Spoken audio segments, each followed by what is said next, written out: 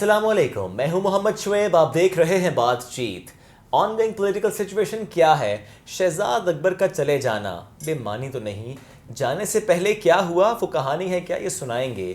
Brigadier retired Mossadegh Abbasi कौन है, कहाँ से आए हैं? नई शख्सियत, नया चेहरा तो नहीं।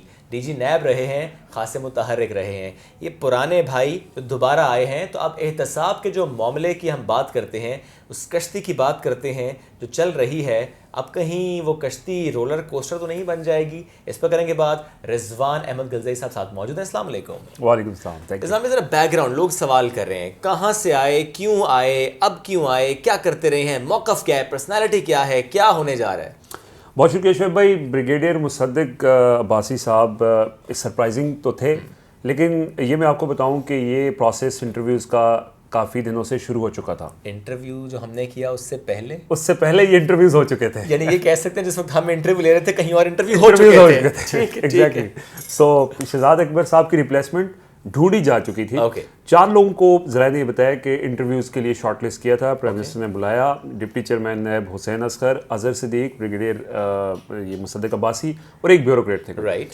सो उसमें से फिर फाइनल जो है वो मुसद्दिक अब्बासी हुए, क्योंकि हुसैन असगर फाइनल हो चुके थे। अच्छा। लेकिन वो प्राइम मिनिस्टर जिस तरह चाहते हैं कि वो कोई वोकल बंदा हो जो टीवी पे आके एक्सप्लेन भी करे। प्रेस कॉन्फ्रेंसेस एज जी वेल। जी बिल्कुल, शहजाद अकबर जिस तरह करते हैं, लेकिन वो हुसैन असगर उस कसौटी पे पूरा नहीं उतरते थे। सो फिर इनकी सिलेक्शन हो गई। अब ये हैं कौन, ये कहाँ से आए?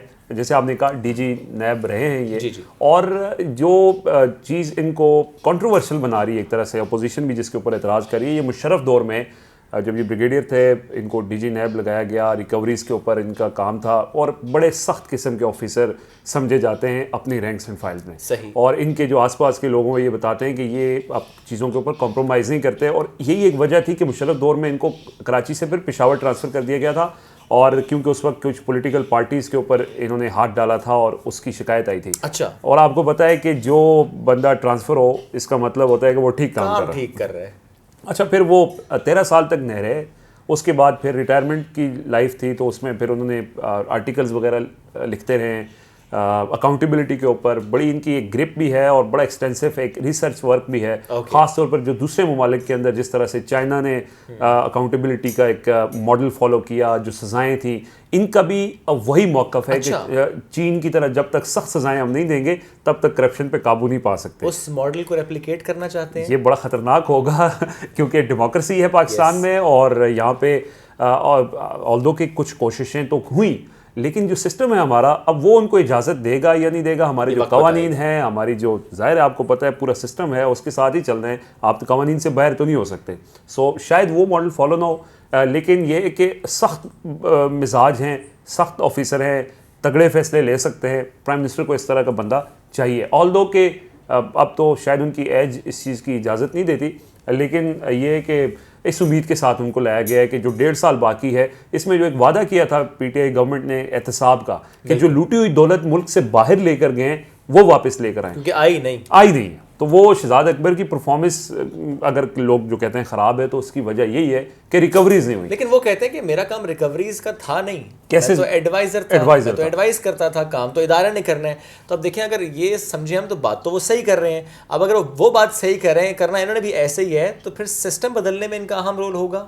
देखिए, नैब के अंदर चीज़ों को एक्सपीडाइट करना, एक्सेलरेट करना, उसमें इनका रोल हो सकता है। और जैसे आपको पता है कि ये सिर्फ अकाउंटेबिलिटी नहीं है, साथ इंटीरियर का भी। I was about to ask कि इस बार ये मुख्तलिफ क्यों हुआ, इंटीरियर वाला मामला भी क्यों इनके सपुर्द हुआ, एडवाइजरी उस पर क्यों? देखिए, वो ज़्यादा चीज़ें जो FIA जैसे इदारे हैं वो मिनिस्ट्री ऑफ इंटीरियर के अंडर आते हैं, तो इसी वजह से शहजाद अकबर को भी बाद में एडिशनल चार्ज दिया गया था कि वो इन चीज़ों को देखें। लेकिन वहाँ फिर आपको पता है कि कन्फ्रंटेशन आती है, शेख साहब बैठे हुए हैं, नज़र भी आई वो, और बल्कि हर मौके पे नज़र आती रही। तो वो लेकिन इनको भी वो दिया गया है ताकि जो FIA से रिलेटेड मामलात हैं, जो बाकी जो दीगर इश्यूज़ हैं, उसके ऊपर भी ये काम कर सकें। ये एक मुश्किल फ़ैसला था प्राइम मिनिस्टर के लिए, लेकिन वो उनकी जो इंटरव्यूज़ और उनकी जो सीवी है उसको देखकर उन्होंने ये फैसला किया है कि एक सख्त मिजाज किस्म का ऑफिसर चाहिए। आपको पता है शहजाद अकबर भी थे, उनके ऊपर भी लोगों ने एतराज़ किया था, लेकिन बहरहाल ये आए हैं और इनकी जो बाकी जो बैकग्राउंड ज़ाहिर है एबटाबाद से इनका ताल्लुक है, फ़ौज में रहे हैं, नैब के अंदर 13 साल सर्व किए, अब आजकल फ्री थे तो अब इनको एक तरह से दोबारा नौकरी मिली है। तो अब इस नौकरी को किस तरह करते हैं वो तो टाइम बताएगा, लेकिन टाइम इनके पास कम है, 1.5 साल है, बहुत कम है। 1.5 साल के अंदर कितनी रिकवरीज होंगी? देखें पैमाना जो है वो यही है एहतसाब का कि आपने रिकवरीज कितनी की, फिर आप जो ये जो इल्ज़ाम लगाया जाता है कि जो अपोजिशन रहनुमा है उनकी बाहर प्रॉपर्टीज़ हैं, वो प्रॉपर्टीज़ आपने उसके हवाले से कितने एविडेंस, कितने आपने सबूत और शवाहिद इकट्ठे किए हैं ये बताने में, क्योंकि अभी तक तो जो पनामा केस, अच्छा साथ ही मैं बता दूं पनामा जो JIT बनी थी उस तनकीद की थी उन्होंने उस पर, एग्जैक्टली तनकीद की थी इन्होंने नैब के ऊपर कि नैब ने जो केस बनाए जब एहतसाब अदालत में जब ट्रायल शुरू हुआ पनामा के बाद, तो वही जो JIT के अंदर जो चीज़ें रिवील हुई थी, ये जो फाइंडिंग्स आई थी, उसी को बुनियाद बनाकर नैब ने पूरा केस चलाया और आपको पता है वहाँ पे फिर प्रॉब्लम हुआ, अपोजिशन ने फिर उसको कैश भी किया कि जी कुछ चीज़ साबित नहीं हो सकी। सो वो प्रॉब्लम नैब के अंदर थी, वो नैब की इनएफिशिएंसी थी जिसकी वजह से हुकूमत का जो एहतसाब का नारा था वो उसको बड़ा धचका पहुंचा। और फिर बाद में फिर शहजाद अकबर पे भी नज़ला गिरा।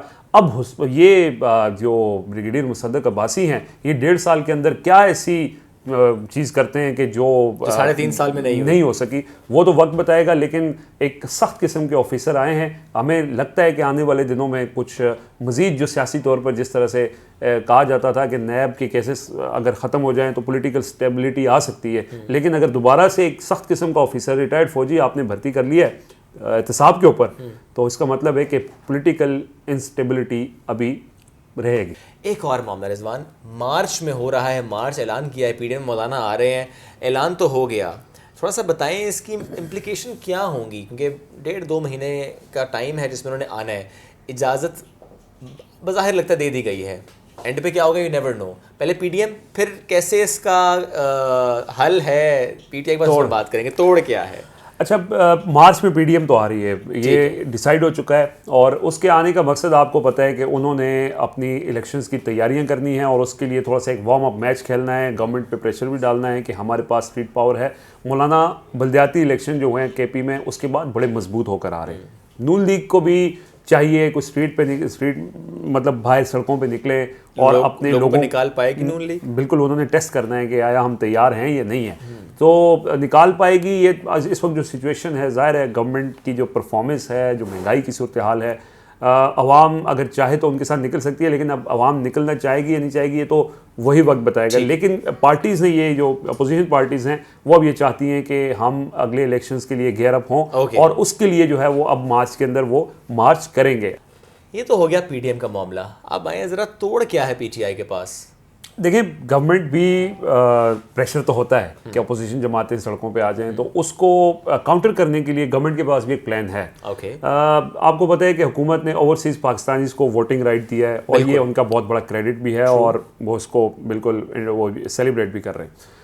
जनवरी के अंदर इनका ये इरादा था कि जब ये छुट्टियां होती हैं सर्दियों की, तो हम बाहर से लोगों को बुलाएंगे और यहाँ पे एक कन्वेंशन या एक बड़ा इज्तिमा करेंगे। तो एक स्मॉल स्केल पर हुआ भी है दिसंबर के अंदर। बिल्कुल। अच्छा, फिर वो अब जब PDM ने मार्च अनाउंस किया तो उसके बाद PDM के उसको ये समझें कि काउंटर करने के लिए हुकूमत ने भी एक बड़ा इज्तिमा करने का फैसला किया ओवरसीज़ पाकिस्तानीज़ का। और आपको पता है कि ओवरसीज़ की फॉलोइंग बहुत ज़्यादा है, इमरान खान को लोग फॉलो करते हैं, तो और इनकी जो मुख्तलिफ जो ममालिक हैं उनके अंदर मेंबर्स मौजूद हैं, बाकायदा जो कारकुन हैं, तंजीम साजी कर रही है। जी, वहाँ पे इन्होंने अच्छी तंजीम साजी कर रखी है। अच्छा, वो अब मार्च के अंदर PTI इस्लामाबाद के अंदर एक ओवरसीज़ का बड़ा इज्तिमा करने जा रही है और ये 3 रोज़ का इज्तिमा होगा। ये एक इसमें प्राइम मिनिस्टर भी खिताब करेंगे, मुल्क पूरी दुनिया से जो है वो लोग आएंगे ओवरसीज़ यहाँ पे, और एक तो गवर्नमेंट का जो मकसद है इस उसको ये जो इज्तिमा करने का कि वो PDM जो आ रही है उनको भी किसी तरह से हमको जवाब देना है कि हमारे पास भी पावर है, और दूसरा ये है कि अगले इलेक्शंस के लिए इन्होंने भी अपने आप को टेस्ट करना है। देखिए, एक बहुत मोबिलाइज भी करना है, और इनकी जो ओवरसीज़ हैं वो वोटर्स हैं PTI के लिए, तो मानने वाली बात है। तो वो उन्होंने अपना पावर शो करना है कि ओवरसीज़ वोट इस दफ़ा हमारी तरफ आएंगे, और साथ साथ जो है वो अगले जो जाहिर है आपको पता है कि जो ओवरसी पाकिस्तानी आएगा, गुजरात से आ रहा है या एबटाबाद से आ रहा है, तो अपने पूरे खानदान को लेकर आएगा। तो एक बड़ा इज्तिमा यहाँ पे एक्सपेक्टेड है और इस्लामाबाद के अंदर वो 3 दिन तक जारी रहेगा। प्राइम मिनिस्टर से खिताब करेंगे तो एक तरफ पीडीएम होगी, एक तरफ पीटीआई के ओवरसीज पाकिस्तानीज होंगे। अच्छा, क्या ऐसा कोई चांस बनता नजर आता है रिजवान आपको? अभी तो फिलहाल उन्हें अलाउ किया हुआ है, यही उनका मौका है पीटीआई गवर्नमेंट का, लेकिन क्या ऐसा माहौल हो सकता है कि वो कह दें कि चूंकि हो रहा है ओवरसीज कन्वेंशन, नहीं मिलती आपको इजाजत, ना आइए, रहिए वहीं पर? नहीं, मेरा नहीं ख्याल ऐसा होगा। शेख साहब ने वैसे ऐलान कर दिया है, अगर पुराने तरीके से आएंगे तो उनको शायद डी चौक तक इजाज़त ना मिले, लेकिन इस्लामाबाद आने की इजाज़त मिलेगी। लास्ट टाइम भी मौलाना फजलुर रहमान पेशावर मोड़ पर उन्होंने बड़ा इज्तिमा किया था। इस दफ़ा भी कोशिश उनकी अपोजिशन यही होगा कि हम डी चौक तक जाएं और गवर्नमेंट फिर वही मुज़ाकराती टीमें बैठेंगी और फिर आपको पता है वो जो हमेशा चलता आ रहा है। सो एक पॉलिटिकल इवेंट होगा, उसमें मेरा नहीं ख्याल कि कोई इतनी बड़ी डेवलपमेंट हो सकती है कि जो हुकूमत चली जाए या क्या हो। उन्होंने अपना पावर शो करना है, अब हुकूमत ने भी उसका जो है वो काउंटर करने के लिए एक और पावर शो कर लिया है और मार्च में अब देखें क्या होता है। सियासी माहौल मार्च में गर्म होगा। तो लेट्स सी जी मार्च में होता है क्या, क्योंकि ऐलान तो है मार्च का ओवरसीज कन्वेंशन का भी, लेकिन अभी वक्त बाकी है और ये वक्त डिफाइन करता है कि हालात किस करवट बैठेंगे और हम इस दौरान इंशाल्लाह आपको अपडेट करते रहेंगे। आप लाइक कीजिए, सब्सक्राइब कीजिए हमारा चैनल बातचीत। अपना ख्याल रखिए, अल्लाह हाफ़िज़।